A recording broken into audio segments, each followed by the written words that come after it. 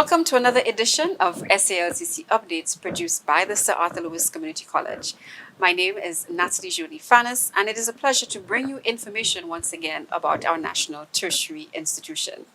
We have come to the end, almost to the end of an academic year, and we want to wish our students who will be writing exams all the best in their examinations. And to those who have completed the semester, we want to wish you a very restful break. Remember, there is an opportunity for you to repeat any courses that you need to in the summer semester, and we also invite applications to our summer course offerings that can be found on our website at salcc.edu.lc. We also invite applications to our 2022-2023 academic year to all of our programs, our bachelor degrees, our associate degree programs, and our certificate programs as well. You can get the application form on the website salcc.edu.lc. Either you can complete it online or you can download and either email or print and bring to the college. So please visit the website for more information. For students of Form 5 who are planning to apply to the college, remember that the entrance exam in mathematics and English takes place on Thursday, April 28th from 9 a.m. at the Morn and South campuses for all students, depending on where you live. Please ensure that you walk with some form of identification and please be in full uniform, and we will take care of everything else. And again, it's at the SALCC level. We want to wish you all the best in that exam. It is an opportunity for you to gain acceptance into the college by June or July of this year. We are still accepting your SALCC results, however, if you write the exam later, and that acceptance will happen in August. We also want to inform you of some additional financial opportunities for applicants to the college. If you are applying to our hospitality program, we now have a scholarship that is being offered by Cabot Cares. So you can also go onto the website to apply for that scholarship. In addition, the financial bursaries provided by the government of St. Lucia, applications to that are now open, so you can go to the government website and look for that assistance. So please, do not let your finances be a deterrent. There are several opportunities for you to gain financial assistance to attend the Sir Arthur Lewis Community College. In other exciting news at the college, we are just getting ready to host the Windward Island Debating Competition that happens among community colleges in the 4 Windward Islands, and we look forward to hosting virtually this year the other participants from the community colleges in St. Vincent and the Grenadines, Grenada, and Dominica. So you can join our YouTube page on Thursday, the 28th from 9 a.m. We will bring you the debates live. So join. Students will be debating on mandatory vaccination and on the benefits of online learning. So we look forward to hosting that. And now for our guest interviewee today.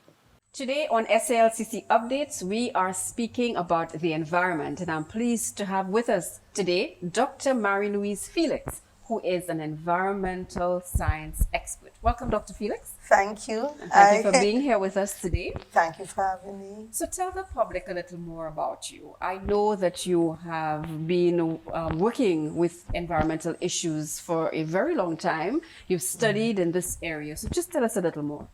Okay, so I studied biology, and then I studied marine biology and freshwater biology and aquaculture. So my specialty lies in these areas.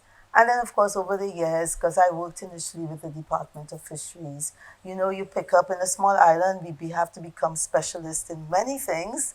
So I've also picked up a lot of information on fisheries management, on forest management, on the green economy, on the blue economy, on climate action, climate change, and the list goes on. As we work, and especially as I engage in educating our young people at Sir Arthur Lewis Community College through the associate degree in the environment, we every day, every year, every month, we are picking up more information. And there's a lot of interaction. Yes. Yes. So the college initially offered environmental science under the K program, which is offered by SALCC. But I think in the last couple of years, they moved into an associate degree program. Yes. Can you tell us a little more about what's involved in the environmental science program? The environmental science program, the associate degree program we have right now, is interesting because it covers basic environmental science, which our students need to. But with the associate degree, we were able to bring on board, in addition to the basic knowledge, to start to incorporate what is happening in the field, in the country, within the region, so that our students, when they graduate, they not only know environmental science, but they can talk knowledgeably about the initiatives that are ongoing within St. Lucia, within the region, and globally. So I think that if we were to do a small comparison between the CAPE program, which is very academic and ensuring that the foundation is there, the associate degree program at South Louis does this plus a little bit more. And that Yeah, little bit more I know is so much. it's so Yes, much. there are a lot of things that are Yes. happening with various partners in the St. Lucian community, and I'm sure internationally as well. But let's start with our local community. Recently, some of our students participated in a graduation program with the beekeeping industry. Can you start off by telling us a little bit more about that partnership? Yes, so a few years ago, a couple of years ago, through the Jeff Small Grants program, I was approached to assist in the development of this online beekeeping program. The interest from the Jeff Small Grant is, of course, to provide local community support for income generation, to develop programs that are environmentally sound, environmentally safe, but which will also provide some level of income. So I did participate in developing this program in collaboration with the Ionola Apiculture Collective, which is a beekeeping organization in St. Lucia. We also collaborated with the University of the West Indies, St. Augustine, and with the Caribbean Apiculture, the Beekeepers Organization. And so last year we were able to complete the first draft of this online course. And of course, we needed to have a tested ground truth. And I was able to use some of the students in the Environmental Association Associate Degree Program to participate in the online course. And actually, they did pretty well, but it allowed us to tweak the program a bit. We also engaged local community beekeepers to also participate in the course. So, with the tweaking, we were at a position this year to offer it in a more formal way to not just the public in St. Lucia, but regionally. So there were 105 beekeepers, amateur beekeepers, long-time beekeepers, persons who were simply interested in beekeeping. And they took the course. And I thought it was the perfect opportunity for our students, the second year students, who would normally need to do a practicum so that they would have some job training experience to do the online program. And that's what we did. And 105 participated and 105 completed the Wow, course. wow, Yes. congratulations on that. So, Yes. whatever tweaking you did, your writing did work. As you spoke to the practicum, Dr. Felix, let's go back a little bit to talk about the structure of the associate degree program. Now that you mentioned the practicum, I know you spoke to the offering of the foundations in environmental science. Can you just give us a little bit more about how the program is structured, that it allows so much for that engagement with community? Okay, sure. So the first course the students do is a course that's Principles of Ecology. So it takes the students to the really basics. It takes a student to the point where even if you knew nothing on environmental science and ecology, you get your introduction. So they spend that's the first semester, and it goes quite in depth on the basics. And then in the second semester, they take that basic introduction, and now we start to look at human populations and how our populations grow and how the growth of populations impact on natural resources. So they get a further in-depth look at natural resources as well. But they start now to look at what is happening at a local, regional, global level to conserve, to protect the natural resources, but recognizing that they are resources and have to be used. And therefore, what is happening with different international organizations to ensure that whilst we conserve the resources, we make sure that they are available for the benefit and for the use of populations. And that's in the first year. So when they come into the second year now, we begin to delve deeper into these impacts human populations have. So there is a course on pollution and waste management. And this really takes a serious look, a very serious look at issues related to pollution, both air, water, land pollution. It looks at plastic, it looks at plastic waste, it looks at persistent organic pollutants. And in this course, they have the opportunity now to engage with organizations that are involved in waste management. And then in the fourth and the final semester, they look at energy. We cannot avoid energy. And then, of course, with energy, they're looking at climate change. They're looking at the impact of energy in various sectors. And we start to look at what are we doing about it. And we focus a lot on sustainable development goals. We focus a lot on what's happening in St. Lucia. What is the government in St. Lucia? What have we engaged in? What commitments have we made? Where are we going? Where are we now? And what are the challenges that the government faces? And with this, we introduce, of course, small island developing states. And we begin to look at the uniqueness of we as small islands and what we need to achieve and the challenges we face. Wow, that is pretty comprehensive. You know, very often we speak about relevance in education, where students can see how they could apply what they learn. And going through that program, it really sounds like everything that the students learn is applicable in their real life situations. Yes. Yes. And so that gives way to many partnerships, like you said, with the organization. So I know we spoke about the beekeeping, that the students were able to get the certification through the Jeff.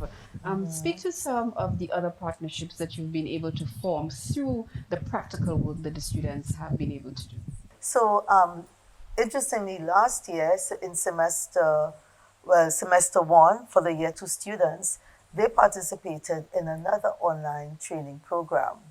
And this was with the BCRC Trinidad, or the Basel Convention for the region, the Basel Convention looking at the persistent organic pollutants. And they ran a program to train individuals throughout the region on how to assess materials for the presence of persistent organic pollutants and how to make decisions with regards to the kind of industry that we engage to ensure that we minimize the presence of POPs in our countries.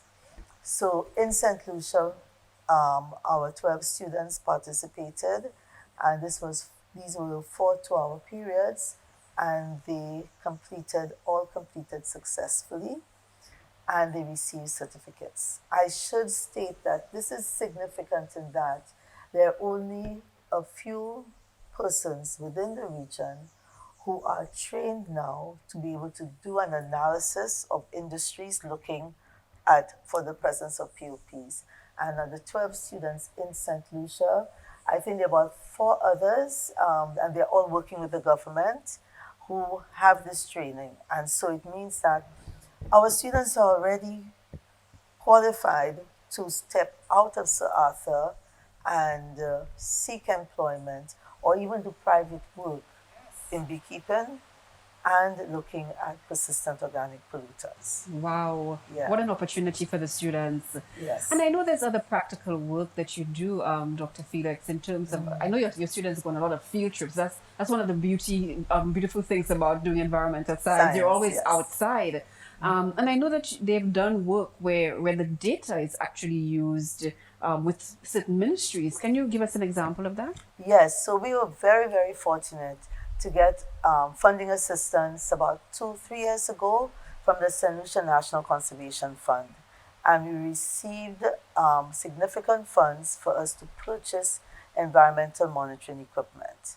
And so we were able to get equipment that will allow us to look at water quality, to look at air quality, and the equipment that we were able to get, and again, thank you, St. Lucia National Conservation Fund, is one of the best equipment that we can get within the region.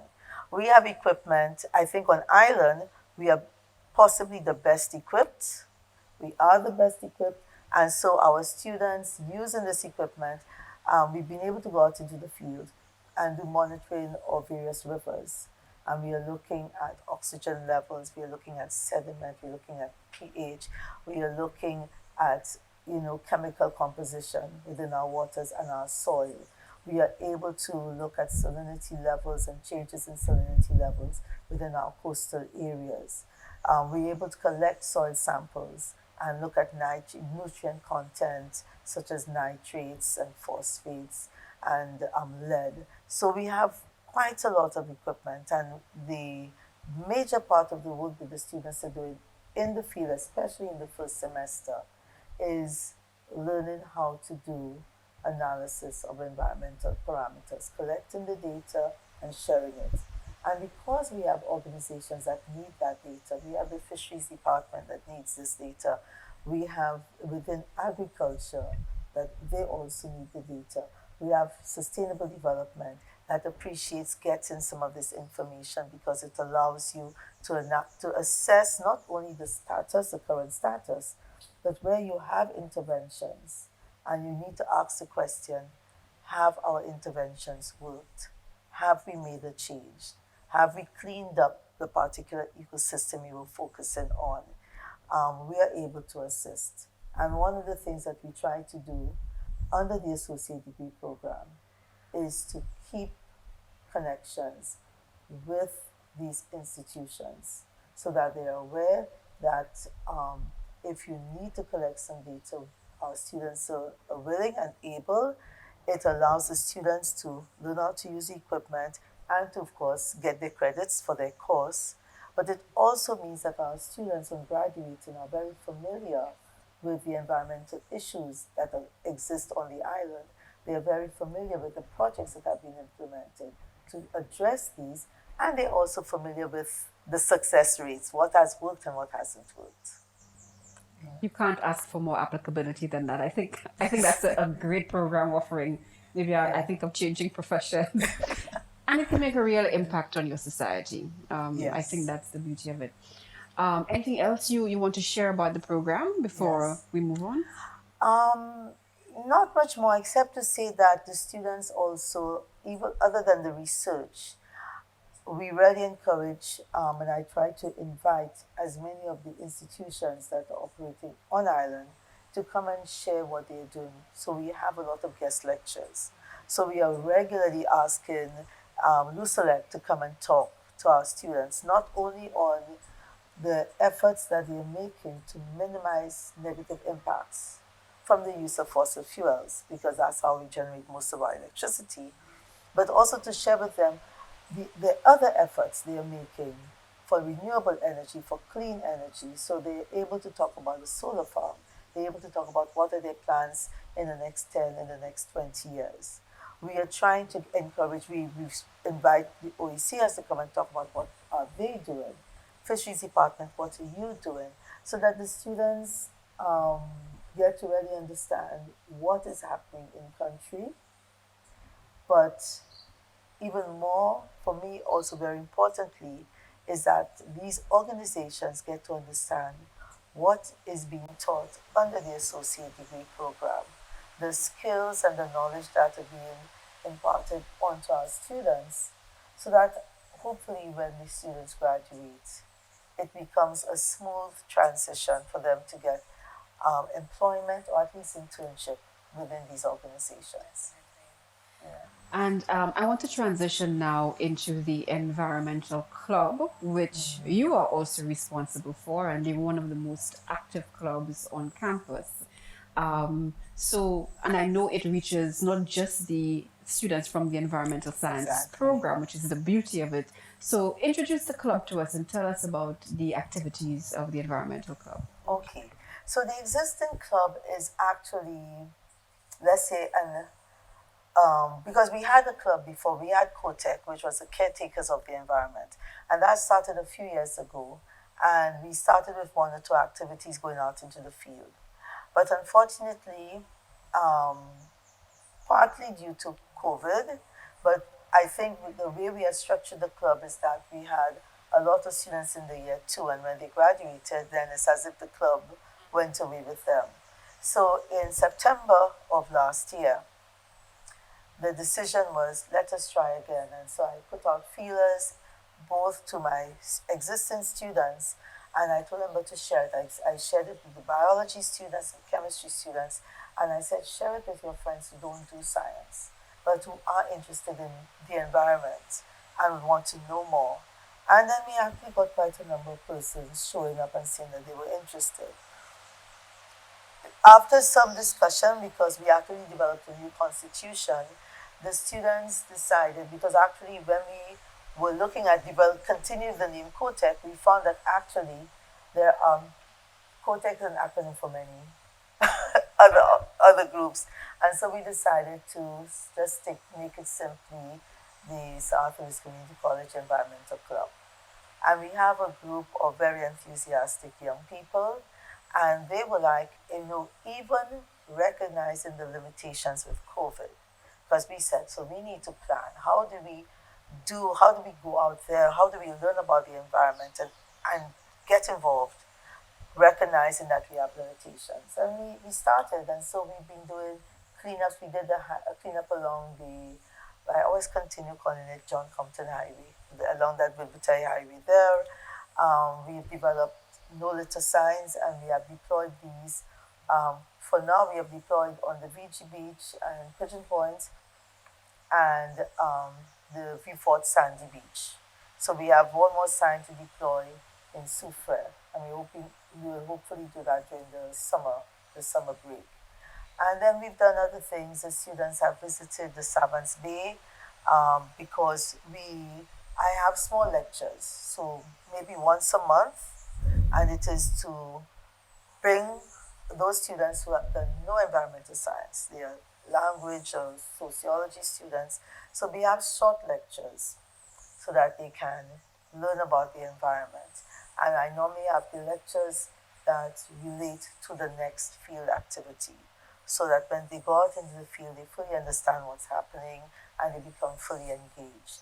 So we visited Savans Bay, which is associated or is adjacent to the largest mangrove in St. Lucia.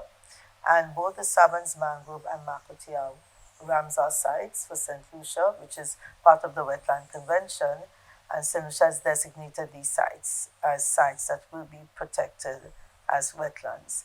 And they went kayaking and they were able to visit this small, we could call it an islet, a small island that has been developed because of the sediment buildup from the mangrove. And most of them didn't even know, and I think most listeners don't know. If you're Scorpion Island, and no, it does not have scorpions, or it's named because of its shape. It has a shape that looks a little bit like the scorpion. And so they got to visit, and of course, one of our policies is wherever we go, we leave it better than how we found it. So wherever we go, one of our tools is garbage bags and gloves. So whilst we were there to visit the mangrove and observe the mangrove and observe the sea moss cultivation in the area, we spent an hour and cleaned up the site so that we picked up all the bottles and plastics, etc. And then last week they were involved in Earth Day, April 22nd. And again, it was that we could not, even though it's close to exams for a lot of the students, so they had to juggle. but we realized we could not let Earth Day go by without some statement.